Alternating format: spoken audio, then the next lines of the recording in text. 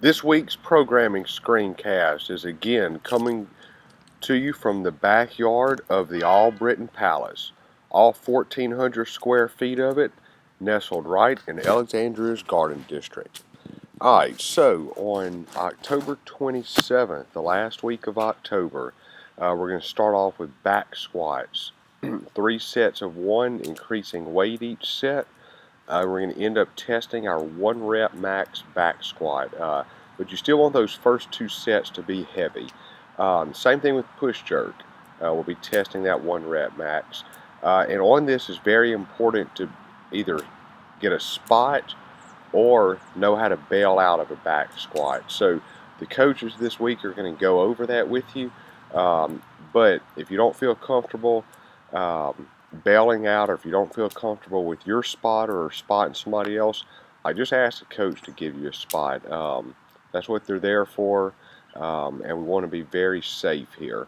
And if you just don't feel comfortable going that heavy for a 1 rep max, maybe just do your old max and see how many reps you can get it for. So put 100% your 1 rep max on there, see if you can get it for 2 or 3 reps, and you know that would be an improvement.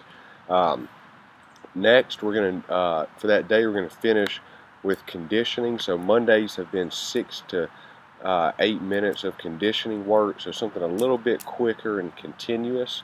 We're going to do 7 pull-ups, 6 power cleans, 135 and 95, and 5 bar-facing burpees.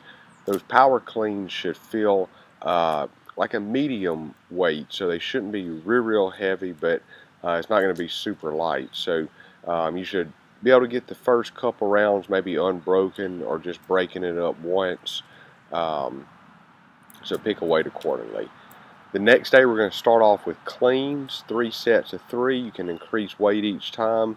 Hopefully over this past cycle you've been working on your catching that clean in a squat and working on that flexibility. Then we're going to finish that day up with a workout called Fight Gone Bad. We hadn't done this in a while at CrossFit Alexandria. But if you'll just follow my clicker here, I'll go through each step with you. So it's going to be 3 rounds. You're going to do 1 minute, as many wall balls as you can do. And then the coach is going to yell, rotate. You're going to do a minute of as many sumo deadlift high pull as you can do. We don't do that a whole lot at CrossFit Alexandria, but this is a fun workout, so we're going to go ahead and do it in this one. And it does serve somewhat of a purpose, the sumo deadlift high pull.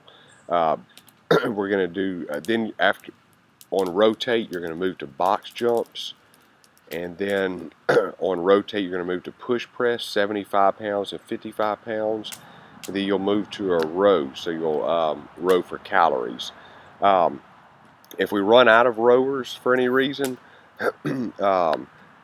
we can do a staggered start here, so the classes will start, the minute, 2 or 3 minute delay, and that way everybody's not hitting the rower at one time.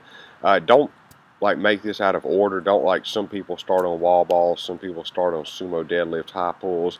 Let's do the workout in order, but again, just do that delayed start, and not everybody's going to hit the rowers at the same time. And then notice that rowing is in calories, and notice the push press and sumo deadlift high pull is a very light weight. Alright, let's move to Wednesday. We're starting off with our normal skill work. We're doing our sprint work and then our sled pulls. We obviously do our skill work because it's hard to get better at a lot of these movements in the middle of a Metcon. Metcon is just a conditioning part that we do. So you're not gonna, it's really hard to get better at double unders if every time you try them, you're right in the middle of a workout. You're really trying to go fast. So that's one reason we do it. It's also developing these skills really helps with your agility, your coordination, and your balance. Then the runs, as adults, we seldom force our bodies to just go into an all-out sprint like this. And so this is something different and something variable, and that we have found provides a huge benefit for adults is just straight up sprinting. And then the sled pulls we really like because a lot of times about gaining strength and stamina is about how much time your body is under tension. So in a deadlift, an average deadlift takes 4 to 6 seconds, and that's considered a lot of time under tension in weightlifting. But a sled pull, you're under tension for what, 40 seconds to a minute. Actually, probably more than that with these 200-meter sled pulls. So we want to increase your time under tension, increase that muscle stamina. On Wednesday, we're going to bench press. Brings back memories of back in the day when we used to bench press on Mondays and Thursdays, hit those chest and triceps. And I say we, that was never at CrossFit Alexandria, but those of us that have like been weightlifting for 15 and 20 years, that's what like the conventional way to do it always was. Then you hit back and buys on like Tuesday and Friday.